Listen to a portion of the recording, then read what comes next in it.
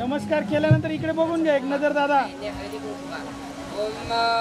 प्रारंभे विनते करू गणपती विनयादया सागरा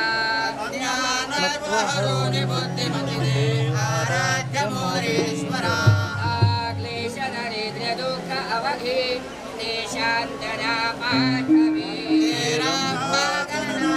गजमुखा भक्ता बहुतोषवे महागणपतये नमः सिद्धिविनायकाय नमः ब्राह्मणा पुष्पकन्तमस्मृति. महेंद्र भाऊ इकडे बघा बघा ना माझ्याकडे एक नजर बघून द्या.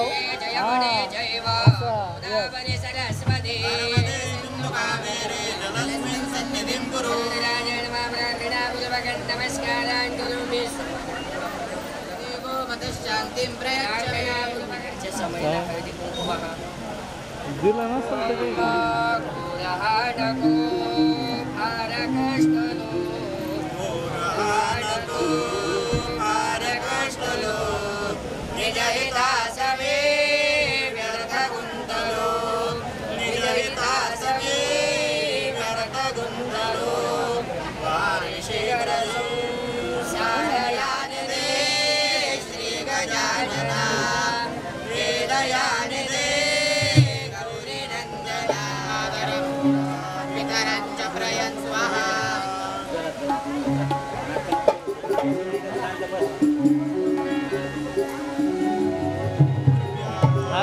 सापडाचा मंत्र विचारत होते ते बाई.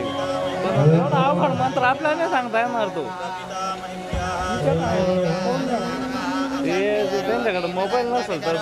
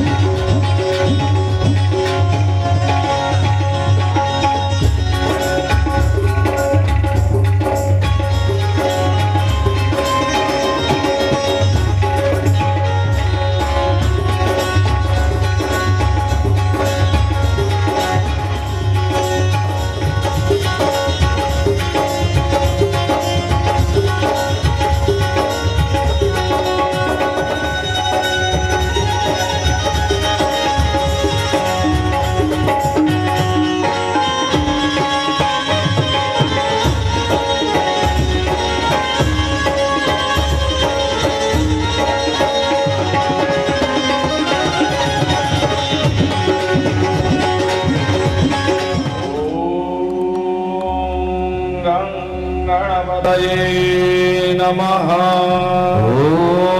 ॐ गणपतये नमः। ॐ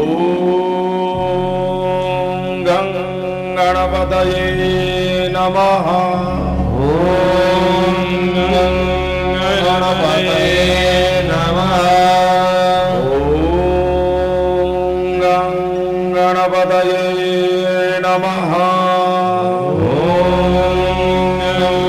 गणपतये नमः। गणपतये नमः। ॐ गणपतये नमः। ॐ गणपतये नमः। ॐ गणपतये नमः। ॐ गणपतये नमः। गणपतये नमः। ॐ गणपतये नमः। ॐ गणपतये नमः।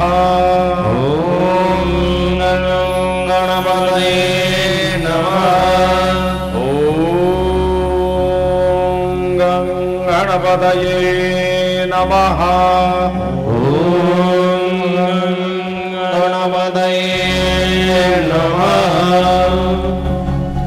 ॐ गणपतये नमो नमः। गणपति बाप्पा मोरया। गणपतये नमो नमः। सिद्धि विनायक नमो नमः। सिद्धि विनायक नमो नमः। हरि बाप्पा मोरया।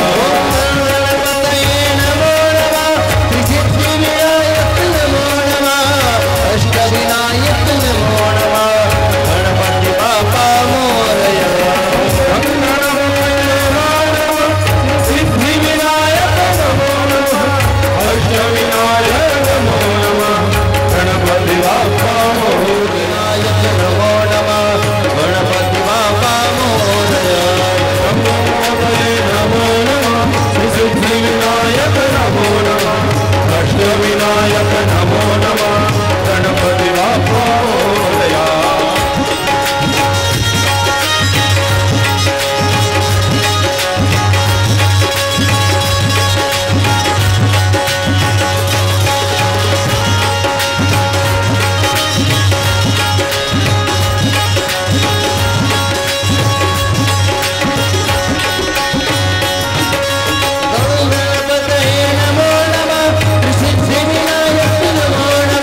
विनायक नमो नमः।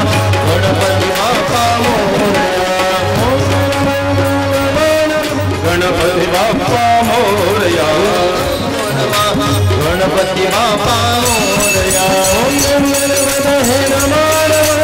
सिद्धि विनायक नमो नमः। अष्ट विनायक नमो नमः। गणपति बाप्पा मोरया। गणपतये नमो नमः। सिद्धि विनायक नमो नमः। अष्ट विनायक नमो नमः। गणपति बाप्पा मोरया। गणपतये नमो नमः। सिद्धि विनायक नमो नमः।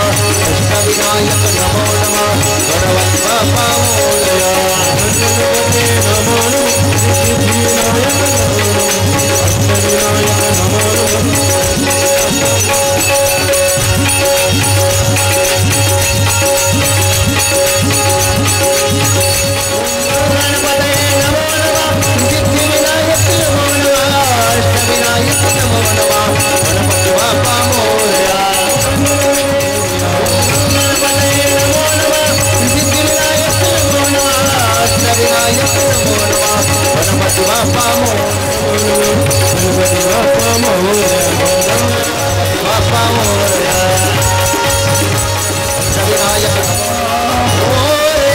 मंगलमूर्ति गणपति गजानन भगवती कदंतो महाबुद्धि सर्वज्ञो गणनायक सर्वसिद्धिप्रदो देवो गौरीपुत्रं विनायकं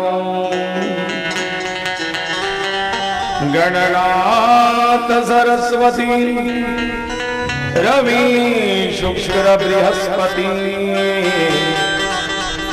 पंचैतां स्मरे नित्यं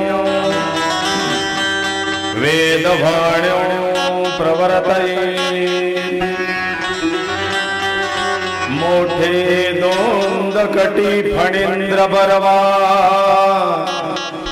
भाळी शशी शोभतो हस्ते अंकुश लट्टु पद्म परशो दंते हिरा झळकतो पायी पैंजण वाजती रुणझुणो प्रेमे बराणाचतो ऐसा देव गणेश तो गजमुख या हृदय मंदिरे वैसतो प्रणम्य पार्वतीनाथं विष्णुं सूर्यः यथाम्बिका गणेशं विघ्नहर्तारं श्रीगुरूणां चरणाम्बुजं ॐ नमो जियाद्या वेद प्रतिपाद्या जय जय स्वसंवेद्या आत्मरूपा देवा तुझी गणेशु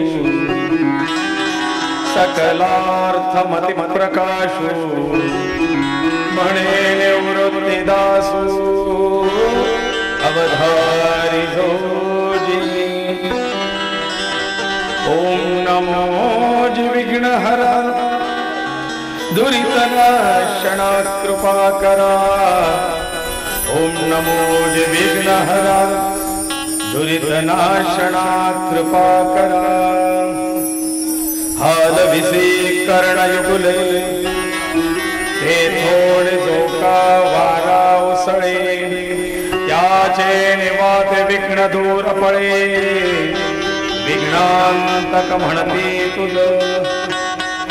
तुझे शोभे आनन जैसे तप्त कांचन किंवा उदित प्रभारमण तैसे तेज फाकतसे वंदु आचार्य शंकरू जो ग्रंथ करता विवेक चतुरू सारोणिकर मठतेचा विचारो प्रबोध दिन करू प्रकाशिला गणेशो गालवो गर्ग्यो मंगलश्च सुधाकरा गणेशस्य प्रसादोऽयं सर्वे गृह्णन्तु भागिना सिद्धि बुद्धि सहित महागणाधिपतये नमः श्री गणेशाय नमः श्री गुरुभ्यो नमः श्रीमाता पितु गुरुचरणारविन्दाभ्यां नमः चतुष्टयवाजस्वामिनी जगज्जननी शारदाम्बायै नमः प्रस्तुत आजच्या या गणेश महापुराण कथेचा सप्ताहाचा 7वा दिवस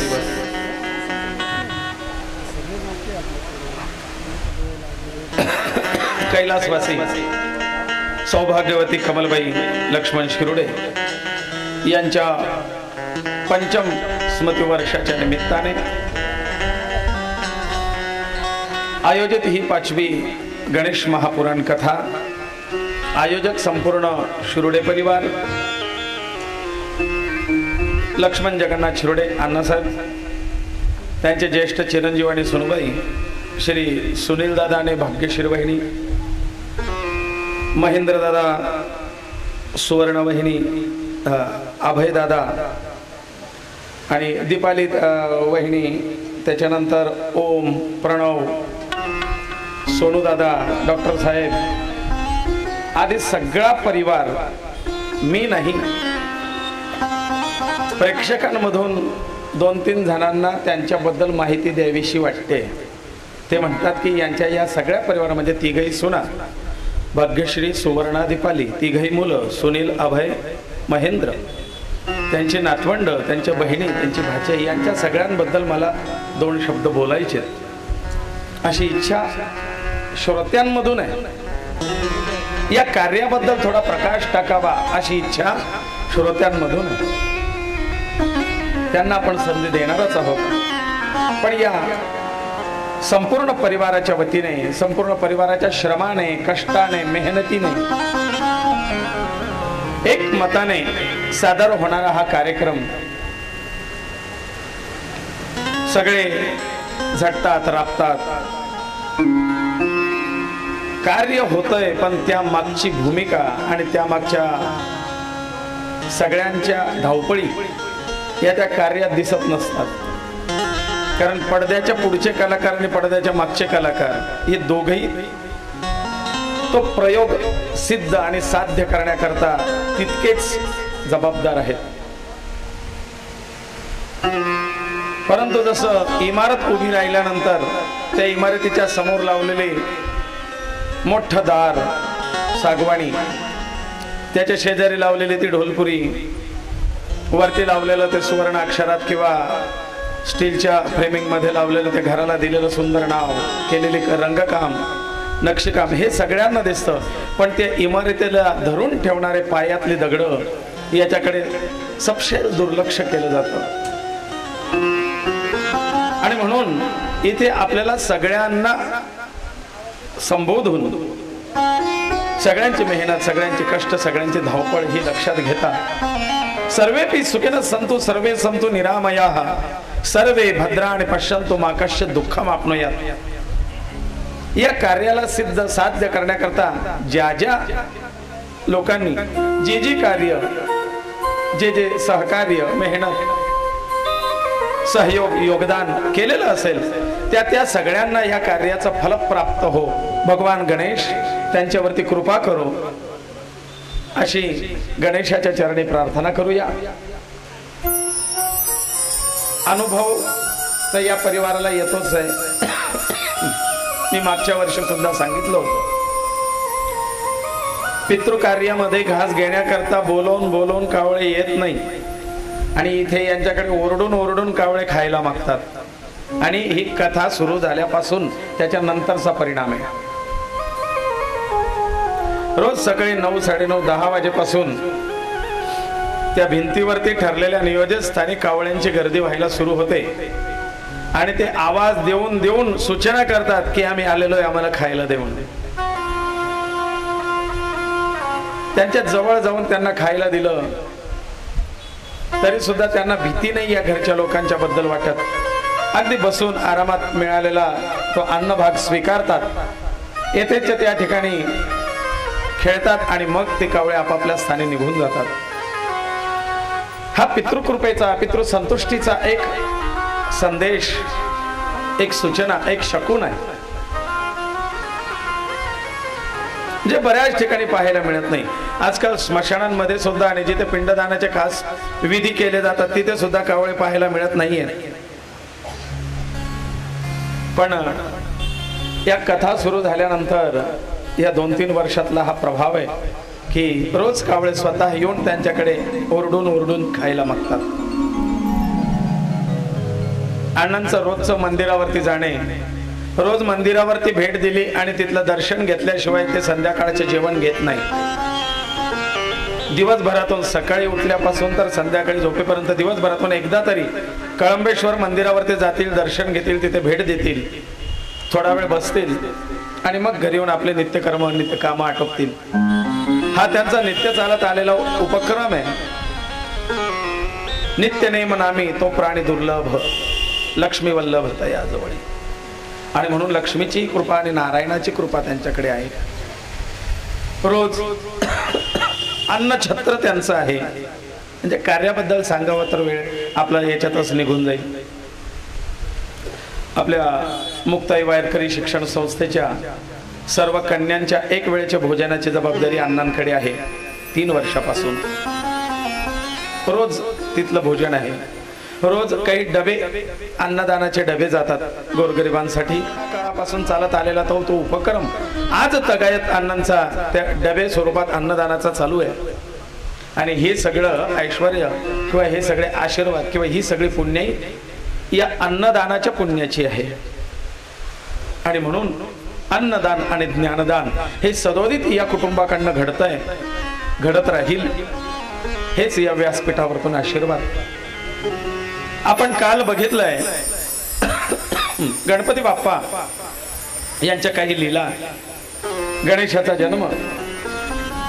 गणपती बाप्पांना हत्तीचं मस्तक बसवलं गेलं आणि असा तो गजमुख त्या ठिकाणी आला. सगळे देवी देवतांनी वेगवेगळ्या प्रकारचे आयुध, अस्त्र, शस्त्र, विद्या, आशीर्वाद, शक्ती प्रदान केल्यात आणि असा तो सर्व शक्तिमान अग्रपूजेचा मान ज्याला प्राप्त झाला तो गणेश आता त्याच्या वेगवेगळ्या लीलांना आरंभ झालेला आहे. एकदा असाच हा गणेश आपल्या शिवगणांसह खेळत बसलेला असताना कैलास पर्वतावरती कालच्या दिवशी झालेला तो प्रतापी एक राजा सहस्रार्जुन, या सहस्रार्जुनाचा वध केल्यामुळे, कारण सहस्रार्जुनाचं असं झालंय, मी तुम्हाला म्हटलंय की शक्तीची अहंकार येऊन उन्मत्तपणा त्याच्या अंगी आला. आणि हा कार्तिवीर्य एकदा वनामध्ये गेलेला असताना आपल्या सैन्यासह आखेटासाठी शिकारीसाठी वनात गेलेला असताना दमलाय, भूक लागली, तहान लागली, अन्न पाण्याची काहीतरी व्यवस्था व्हावी म्हणून एक आश्रम दिसला. त्या आश्रमात प्रवेश केला. तो आश्रम होता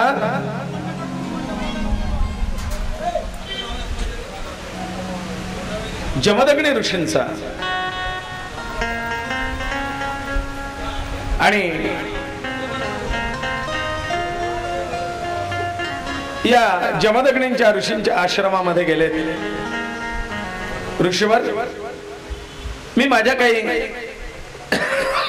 सैन्यासह या वनात आलेलो आहे. उशीर झालाय, तहान भूक लागली आहे, काही व्यवस्था होईल आहाराची? ऋषी म्हटले हो, हा ऋषी धर्म आहे. आलेल्या अतिथीची सेवा करणं हा आमचा धर्म आहे. स्नानादी करा, शुद्ध व्हा, हातपाय तोंड धुवा, आसन मांडा, तोपर्यंत तुमच्या भोजनाची सामुग्री तयार होईल. ऋषीवर माझे काही सैन्य म्हणजे काय 2-5 लोक नाही आहेत, 100, 200, 500, 700 सैन्य या ठिकाणी आहेत. यांच्या भोजनासाठी लागणारी सामुग्री आणि ती पाकसिद्धी याला वेळ लागेल. इतक्यात कसं? ऋषीवर म्हणले तर राजा तुम्ही काळजी करू नका, हातपाय तोंड धुवा आणि आसन मांडा. राजाला आश्चर्य वाटलं आणि खरोखर त्याप्रमाणे जशा त्या पंक्ती बसल्यात. इकडून आश्रमाच्या कुटियातून मोठमोठाले डेरगे, कढया, पातेले, बहुगुणे भरले जाऊन भरून भरून त्या ठिकाणी बाहेर येत होते. यथेच्छ आणि पोटभर सगळ्यांनी भोजन केलंय. अन्न भरून भरून उरलंय. कार्तिवीर्याला आश्चर्य वाटलं की जमदग्नी ऋषींचा हा आश्रम वनात आहे. इथे कुठे आले? तांदळाचे पोते, डाळीचे पोते, अन्न, धान्य, भाज्या, तिखट, मीठ, ही पाकसिद्धी झाली कशी इतक्या वेळ? आणि म्हणून आश्रम पाहण्याच्या निमित्ताने ज्या वेळेला हा कार्तिवीर्य सहस्रार्जुन त्या आश्रमात पाहतो त्यावेळेला त्या आश्रमात एक सुंदरशी छोटी गोशाळा होती आणि या गोशाळेमध्ये एक सुंदरशी गोमाता होते. आणि त्या गोशाळेतच ही सगळी अन्नधान्य शिजवलेल्या पक्वान्नांची पातेले, भांडे भरलेले होते. राजाने ऋषींना विचारलं, म्हणलं ऋषीवर इथे पाकशाला दिसत नाही, कुठे भट्ट्या पेटलेल्या दिसत नाही, मग ही सगळी पाकसिद्धी केली कुठून?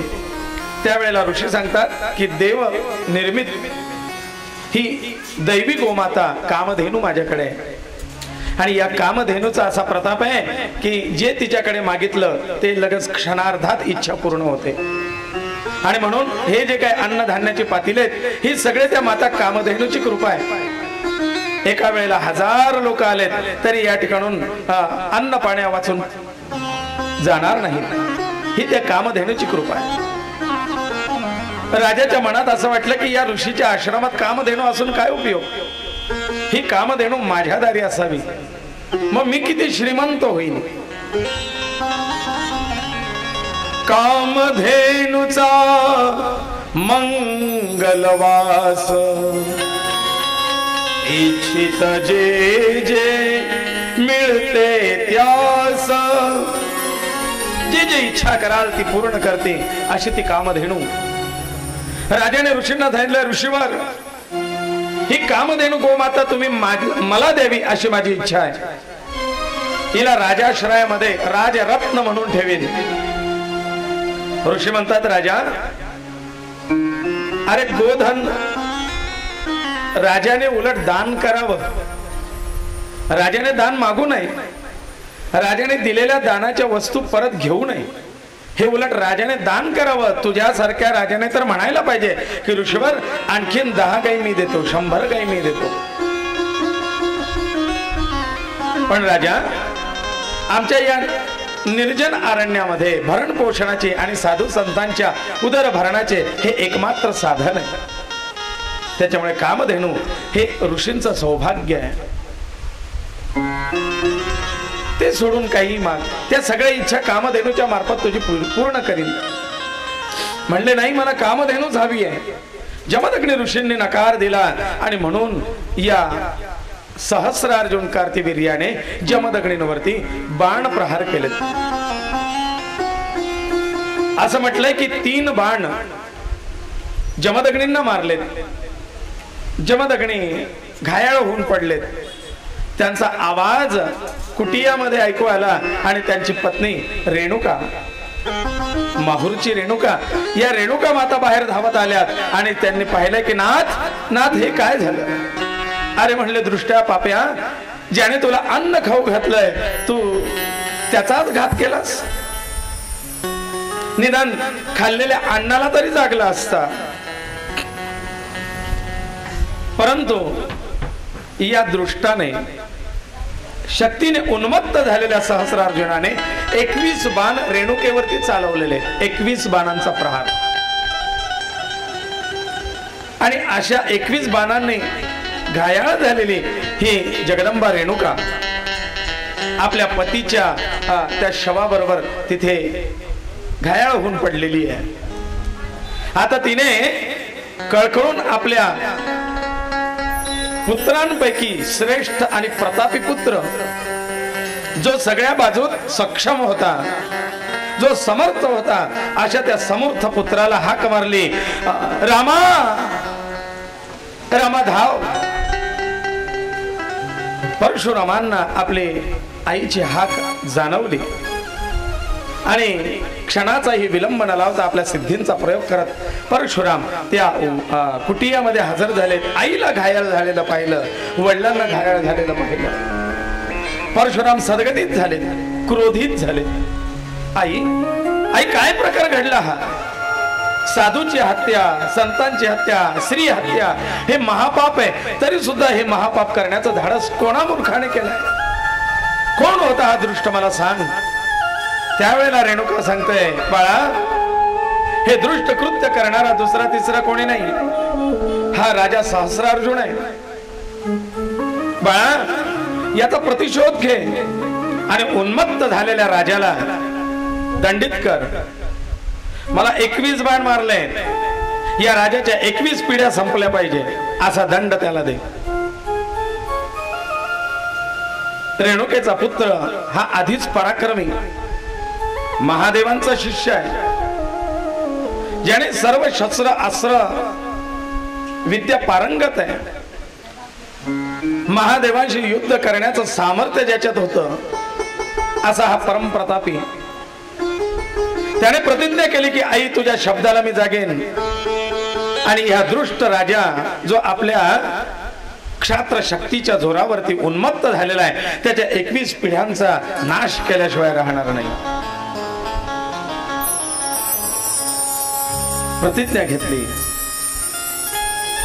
आई वडिलांनी, आईने प्राणत्याग केले, रेणुकेने मृत्यू पावली.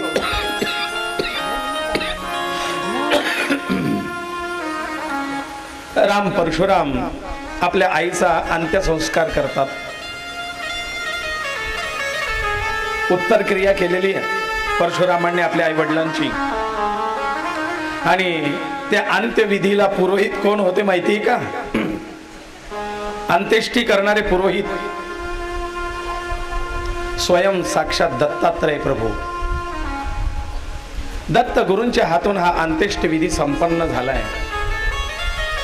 त्याच्यामुळे पुरोहितांना मी या माध्यमातून सांगू इच्छितो की ज्यांच्या मनात हा गैरसमज आहे की अंत्येष्ट कर्म आहे, निषिद्ध कर्म आहे, हीन कर्म आहे, मग दत्त प्रभूंनी हे केलं नसतं. स्वयं रेणुका मातेचा दाह संस्कार दत्तात्रयांनी केलाय. मंत्राग्नी हा दत्त प्रभूंनी दिलेला आहे. एकादशाह, द्वादशाह, त्रयोदशाह आदी सगळे कार्य दत्त प्रभूंच्या हातून दत्त शिखर माहूर त्या ठिकाणी हे सगळे पार पडले. दशाह कर्म म्हणजे अवयव श्राद्ध झालं. आणि अवयव श्राद्ध सुरू असताना 10व्याच्या दिवशी जे पिंडदान केलं जातं ना, 10 पिंडांचं आपल्याला आवरायची पडलेली असते. त्याच्यामुळे आपलं गुरुजींकडे लक्ष नसतं. पण एकेका महिन्यात आईच्या गर्भात जसं बाळ जन्माला तयार व्हायला लागतं, ती अवस्था इथे पिंडदानात उल्लेख केला जातो संस्कृत मधून की त्या जीवात्म्याला तो देह असा असा प्राप्त व्हावा.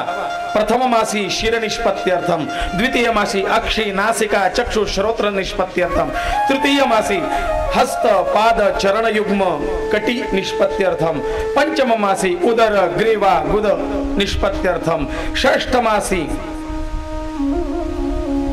वीर्य रज लिंग निष्पत्त्यर्थम. म्हणून 5व्या महिन्यानंतर लिंग निदान चाचणी ही खऱ्या अर्थाने सक्सेस. तोपर्यंत कळत नाही किंवा सांगता येत नाही की हे नेमकं स्त्री गर्भ होईल का पुरुष गर्भ होईल.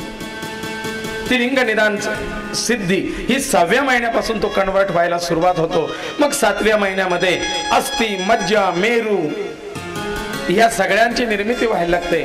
7व्या महिन्यामध्ये त्याच्यामध्ये रुधिर मांस आदि दंत रोम त्वचा नख निष्पत्त्यर्थम.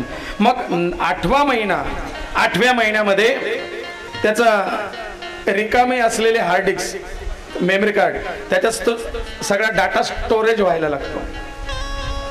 डाउनलोडिंग 9व्या महिन्यात. आणि म्हणून या कालावधीमध्ये आई जे जे पाहते, जे जे वाचते, जे जे करते, जे जे बोलते ते सगळे इकडे डाउनलोड होत असतो डाटा. त्याचा तो मेमरी भरण्याचा कालावधी तो असतो. 9वा महिना सर्वांग निष्पत्त्यर्थम, सर्व अंग अवयव परिपूर्ण तयार होतात. आणि 10म मासी 10व्या महिन्यामध्ये क्षुधा तृष्णा तहान भूक लागायला लागते. आणि मग तो तडफडून जन्म घेतो, विभळतो. याचा उल्लेख दशाहात केला जातो. आणि म्हणून गरुड पुराणात असं सांगितलंय की दशाह कर्म करताना तो भात कसा असावा, ते पिंड कसे असावेत, विधी करताना तो पिंड फुटला तर तो जन्माला येणारा जीव त्या अवयवांनी रहित व्यंग घेऊन जन्माला येतो. म्हणजे जर दुसऱ्या नंबरचा पिंड ते पिंड प्रदान करताना दुसऱ्या नंबरचा पिंड फुटला तर समजावा 2 नंबरचा पिंड कर्ण अक्ष चक्षुका नासिका, मग तो नाक कान तोंडे ENT डॅमेज जन्माला येईल. तिसरा पिंड फुटला तर समजा तो हातापायाने कुठेतरी व्यंग घेऊन जन्माला येईल. असे एक एक श्राद्धाचे महत्व आहे. हे दशाह अवयव श्राद्ध सुरू असताना परशुरामांना एकदम आपल्या आईची आठवण आली. कोणी कोणी सांगतं, म्हणजे कथा वेगवेगळ्या आहेत. कोणी सांगतं की आईने सांगितलं की मी तुझ्या पाठीमागे येते, मागे वळून पाहू नको. पण ग्रंथात असा उल्लेख आहे की त्यावेळेला आईची ते एक अवयवाचा उद्देश आणि पिंडदान देत असताना परशुरामांना भरून आलं आणि त्यांनी एकदम आईला हाक मारली. आणि हाक मारलेली असल्यामुळे ते पिंड चालत असल्यामुळे अजून अर्ध्या अवयवांचं पिंडदान बाकी होतं. आणि पहिलाच पिंड दिला गेला की त्या रेणुका नावाच्या माझ्या मातेच्या पुनर्जन्माकरता शिर निष्पत्त्यर्था मेशो पिंडम मया दीयताम असं म्हटल्याबरोबर त्या परशुरामांना हुंदका फुटला. आई असं म्हटले आणि ती आई त्या ठिकाणी प्रगट झाली. पण तिचा फक्त डोक्याचा पिंड दिला गेलेला होता म्हणून डोक्यापर्यंत ती प्रगट झाली. तिने सांगितलं, बाळा जर हे संपूर्ण पिंड झाल्यानंतर तू मला हाक मारली असती तर मी सदैव तुझ्या समोर येऊ शकले असते. पण अजून मला दुसऱ्या देहाची निर्मिती झालेली नाही म्हणून मी फक्त एवढं तुला दर्शन दिलंय. मग तेवढ्याच स्वरूपात ती माहूरला स्थापित झालेली आहे. असं ते दत्त शिखर आणि माहूर. अंत्यविधी संस्कार पार पडले. दत्तप्रभूंचे आशीर्वाद घेतलेत आणि आता प्रतिज्ञेला निघालेत. दत्तप्रभूंनी सांगितलंय, रामा, भार्गव रामा, तुला जर त्या सहस्रार्जुनाच्या विरुद्ध लढा द्यायचा असेल तर तो महापरमप्रतापी राजा आहे. त्याला लढण्याकरता तुझ्या तेवढं सामर्थ्य आणि बल पाहिजे. तू शिव उपासना कर. परशुरामांनी शिव उपासनेला सुरुवात केली आणि शिव उपासना करता करता महादेव प्रसन्न झालेत आणि महादेवांनी बघा काय द्यावं. श्रीकृष्ण कवच नावाचं स्तोत्र परशुरामांना दिलंय आणि या कृष्ण कवचाचा पाठ कर. याच्याने तुला सामर्थ्य येईल त्याच्या विरुद्ध लढण्याचं. म्हणजे जी तपश्चर्या केली त्याच्यातून फक्त एक क्ल्यू मिळाला महादेवांकडनं की तू काय करावं. नाहीतर लोक म्हणतात इंजिनियरचं काय काम राहतं, घर बांधायला नुसतं आराखडा काढून द्यायचा, रेषा उडून द्यायच्या. किंवा गुरुजींकडे झालं वास्तुशास्त्राच्या याच्यानुसार आम्ही कसं करावं महाराज, काही नाही तेवढंच काम. सगळं बांधकाम गवंडी करतात, अमुक करतात, कारागीर राबतात, सगळं हे त्यांचं. मग यांचं हा क्ल्यू तर महत्वाचा आहे. कुठे काय नकून कुठे काय हवंय, कुठे छोटीच गोष्ट इकडच्या तिकडे गुन्ह्यात चुकलं की तुझं सगळं. आणि म्हणून तो ज्ञानाच्या जोरावरती मिळवलं गेलेलं सामर्थ्य आणि त्या ज्ञानाने दिला गेलेला एक सल्ला तो फार महत्वाचा असतो बरं. म्हणून आपल्या ट्रस्ट मध्ये सुद्धा कायदेशीर सल्लागार असतात का. सल्ला महत्वाचा आहे, मार्गदर्शन गाईडलाईन महत्वाची आहे, म्हणजे आपलं काम सोपं होतं. म्हणून मार्गदर्शक चांगला असावा. कोणाला मार्गदर्शक कसा प्राप्त झाला त्याच्यावरतून त्याचं जीवन. दशरथांना मार्गदर्शक मिळाला कैकेयी सारखा. कैकेयीने मार्ग सांगितला आणि पुढचं सगळं बिघडलं. ध्रुव प्रल्हादाला मार्गदर्शक मिळालेत नारद, त्यांचं जीवन सुधारलं. अहो पांडव यांना मार्गदर्शक मिळालं भगवान गोपाल कृष्ण म्हणून मोजके असून महाभारतासारखं महायुद्ध ते जिंकलेत आणि दुर्योधनासारखी 100 भावांची आणि लाखो औक्षणी सेना ज्याची होती त्याला मार्गदर्शक मिळाला शकुनी म्हणून सगळं उद्ध्वस्त झालं. म्हणून सल्ला कोणाचा घ्यावा हे सुद्धा फार महत्वाचं आहे बरं का. कोणाच्या सल्ल्याने चालावं, कोणाच्या डोक्याने चालावं. आत्मबुद्धी सुखायैव गुरुबुद्धी विशेषता परबुद्धी विनाशाय खलबुद्धी प्रलयावह. आत्मबुद्धी सुखायैव, स्वतःच्या बुद्धीने वागणं स्वानंद. मला जसं पटेल तसं वागेल, तुम्हाला काय खड्डे आमचं काय. आत्मबुद्धी सुखायैव, त्याच्यातून सुख मिळेल पण हित होईल सांगता येत नाही. स्वतःच्या मनाप्रमाणे वागणं सुखाचं निश्चित आहे पण हिताचं नाही. आणि गुरूंच्या सल्ल्यानुसार वागणं हे सुखाचं कदाचित नसेल पण हिताचं जरूर आहे. त्याच्यात कुठेतरी हित लपलंय, आपलं कल्याण लपलंय. परबुद्धी विनाशाय, आणि दुसऱ्याच्या सल्ल्यानुसार, दुसऱ्यांच्या मार्गदर्शनानुसार, दुसऱ्याच्या सांगण्यानुसार जो वागतो त्याचा विनाश होतो म्हणलं. आणि खलबुद्धी प्रलयावहा, खल दृष्ट माणसाच्या बुद्धीने कपटाने वागणाऱ्याच्या सल्ल्याने जर चाललं, कपटी बुद्धी कपटी सल्ला, तर मग त्याचा विनाशच प्रलय होतो. उदाहरण शकुनी. इथे मार्गदर्शन महादेवांनी केलंय. श्रीकृष्ण कवचाचा पाठ कर. भगवान गोपाल कृष्णांकडनं एक शक्ती मिळेल, ती शक्ती त्याच्यावरती चालव, तो निष्प्रभ होईल. कृष्ण कवच स्तोत्राचे पाठ केलेत, ते कृष्ण कवच स्तोत्र सिद्ध केलंय आणि सिद्ध झालेल्या कवचाला धारण करून परशुराम रणांगणात उतरले. महान पराक्रम त्यावेळेला झालेला आहे. त्यावेळेला राजे दृष्ट प्रवृत्तीचे झालेले होते. काही लोकांनी त्याचे अर्थ चुकीचे काढलेत. कोणी म्हणतो क्षत्रियांच्या विरोधात ब्राह्मण, पण रामही क्षत्रिय होते. रामांकडेही परशुराम आले होते, पण ज्या वेळेला त्यांच्या वादातून आणि त्या संभाषणातून कळालं की हा धर्मप्रिय राजा आहे, हा धर्मरक्षक राजा आहे, हा सत्यवादी राजा आहे, तेव्हा परशुरामांनी आपले शस्त्र त्याग केला आणि सांगितलं की रामा, आता इथून पुढची जबाबदारी तुझ्यासारख्या श्रेष्ठ क्षत्रियाकडे देतो, कारण शस्त्र हातात घेणं हे आम्हा ब्राह्मणाचं कर्तव्य नाही आहे. आम्ही तप करावं, आम्ही साधना कराव्यात. पण ज्या वेळेला तुमच्यासारखे क्षत्रिय आणि तिच्या मार्गाने चालू लागतात, त्यावेळेला कुठेतरी योग्य मार्ग दाखवण्याकरता आमच्यासारख्या साधू संतांना हातात शस्त्र घ्यावी लागतात. राजा, तुझ्यासारखा क्षत्रिय राजा जर असेल तर आम्हाला शस्त्र हाती घेण्याची गरज नाही. आमच्या हातात शास्त्रच शोभून दिसतात, शस्त्र नाही. पण नाईलाजाने आम्हाला हे शस्त्र घ्यावे लागले. हे शस्त्र मी त्याग करतोय राजा, इथून पुढची जबाबदारी तू सांभाळ. आणि ते रामराज्य सुरू झालं. त्या परशुरामांनी रणांगणामध्ये महान पराक्रम गाजवला, अनेक दुष्ट क्षत्रियांचा संहार केला. सहस्रार्जुनाशी युद्ध झालंय आणि या सहस्रार्जुनाचे हजारो हात छाटून काढले, शिरच्छेद केलाय, सहस्रार्जुन संपवलाय. आणि सहस्रार्जुनाला मारलेल्याचा आनंद इतका झाला परशुरामांना की ही वार्ता पटकन जाऊन माझ्या आराध्याला द्यावी, महादेवांना सांगावी की देवा, तुम्ही दिलेल्या श्रीकृष्ण कवचाचा प्रभाव की मी या क्षत्रिय राजाचा निपात करण्यात यशस्वी झालो.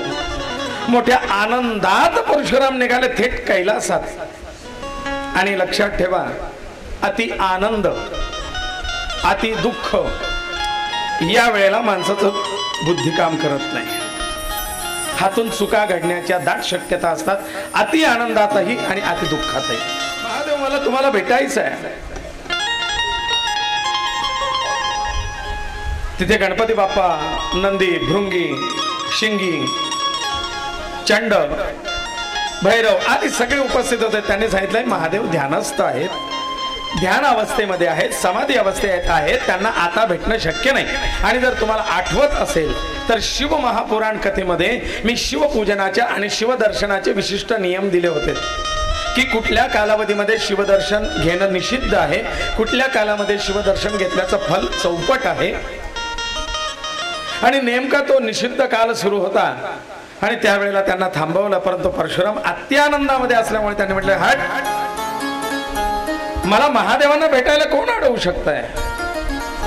आणि बोलता बोलता त्याचं रूपांतर वादात झालं, वादाचं रूपांतर युद्धात झालं आणि शिवदूतांचं आणि परशुरामांचं युद्ध सुरू झालं.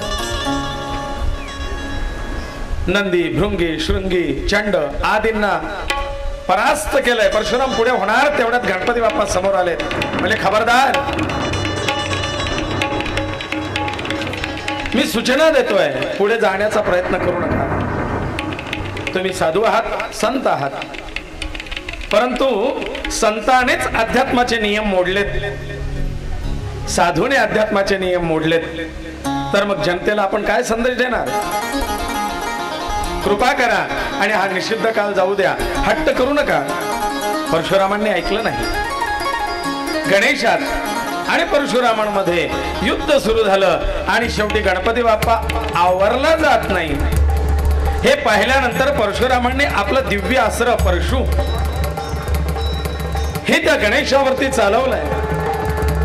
गणेशाने पाहिलं की हेच परशु शिवाने परशुरामांना दिलं होतं. ते आपल्या वडिलांचा आशीर्वाद म्हणून आपण त्याचा स्वीकार केला पाहिजे. म्हणून गणपती बाप्पाने आपला डावा दात पुढे केला आणि त्या डाव्या दातावरती परशुचा वार धारण केला. कारकन दात मोडला आणि गणपती बाप्पा घायल झाले. आई, दात दुखला की काय त्रास होतो, दात पडला की काय त्रास होतो. आई म्हणून हाक मारले. पार्वती माता आणि नंदी भृंगी शृंगी चंड भैरवादींनी सांगितलंय आई या परशुरामाने मारलाय गणेशाला. माता आपलं उग्र रूपात प्रकट होणार तेवढ्यात शिव त्या ठिकाणी आले आणि सांगितलं देवी शांत व्हा. नारायण स्वयं त्या ठिकाणी आले, ब्रह्मदेवही आले आणि माता पार्वतीला शांत करतायत. जगदंबे शांत हो, अगे ही तुझीच मुलं आहे. हा परशुरामही तुझा मुलगा आहे आणि गणेशही तुझा मुलगा आहे. हा मुला मुलांमधल्या खेळण्यातला वाद आहे असं समज खेळता खेळता लागलाय आजोबांकडून. परशुरामांच्या लक्षात आलंय आपली चूक. परशुरामाने क्षमा मागितली. वर प्रसाद मी तुला अर्पण करतो. गणेशाला आशीर्वाद दिला. युद्धामध्ये तुझं सदैव नाव घेतलं जाईल. जो युद्ध प्रसंगी वाद प्रसंगी विवाहे संग्रामे संकटैश्चैव विघ्नस्तस्य न जायते त्याला विजय प्राप्त होईल असा आशीर्वाद दिला. शिव पार्वती प्रसन्न होतात. असा हा परशुरामांचा दिव्य प्रसंग गणेश पुराणामध्ये येतोय आणि त्या दिवसापासून गणेशाचा तो दात खंडित झालेला आहे. गणेशाने तो दात लेखणी म्हणून हाती घेतलेला आहे. सर्वज्ञो गणनायका सर्वसिद्धि प्रदो देवो गौरीपुत्रं विनायकम्. त्या एकदंत गणेशाची स्तुती करूया. एकरदना गज वदना देवा एकरदना गज वदना देवा लंबोदर सगुणा देवा देवा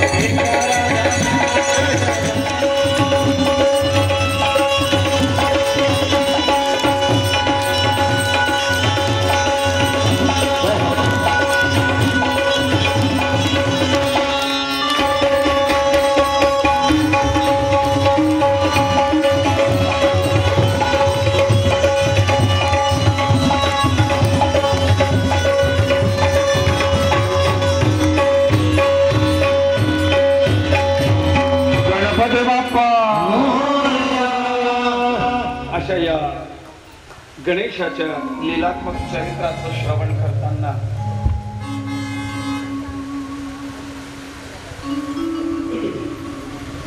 अनेक लीला आहेत गणपती बाप्पांच्या.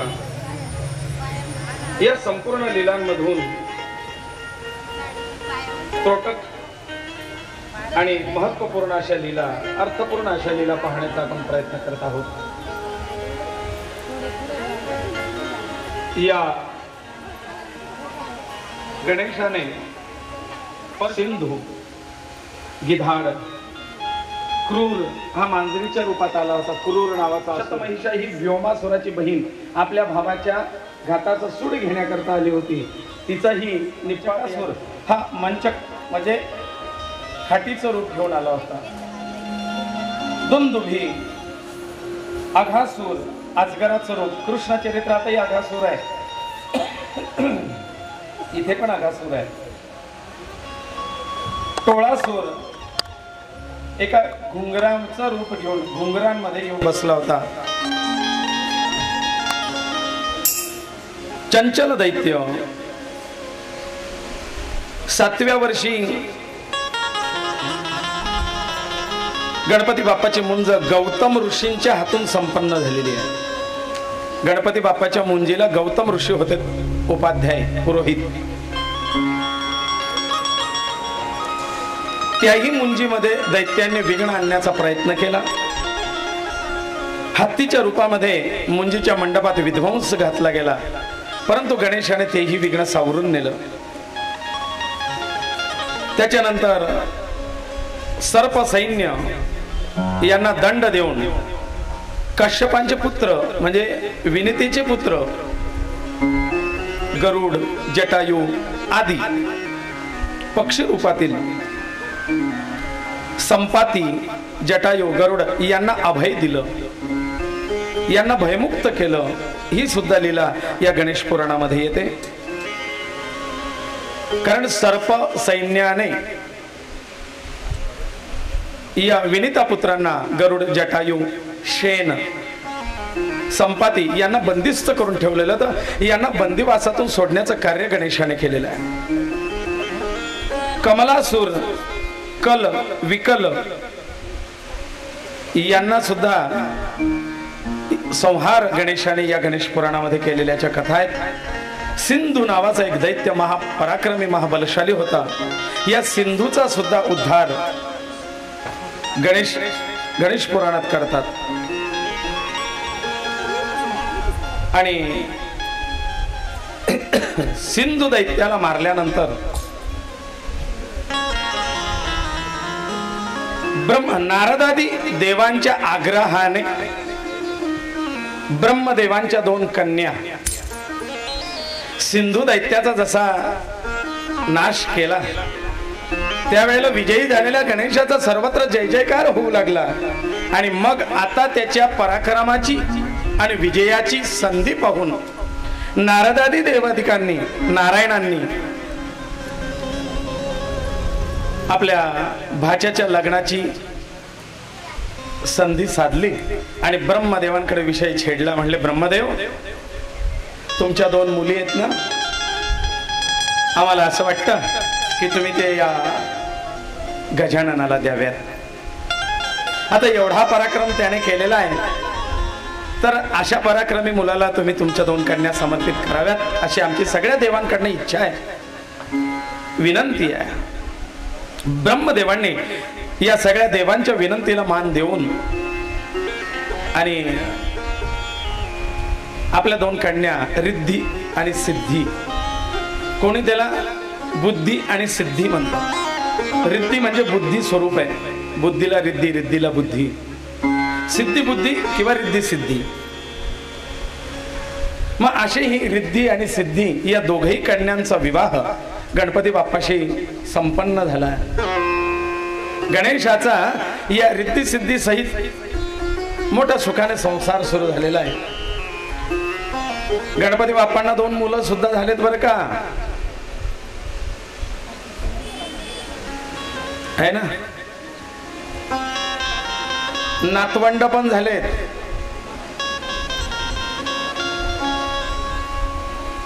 मोद प्रमोद आणि शुभ लाभ असा हा गणपती बाप्पा रिद्धी सिद्धी मोद प्रमोद शुभ लाभ असा भरलेला आनंदी संसार गणेशाचा आहे. या गणेशाच्या सुंदर स्वरूपाचं थोडक्यात वर्णन करूया आणि पुढच्या उत्तरांग कथेकडे उत्तरार्धाकडे आपण वळतोय.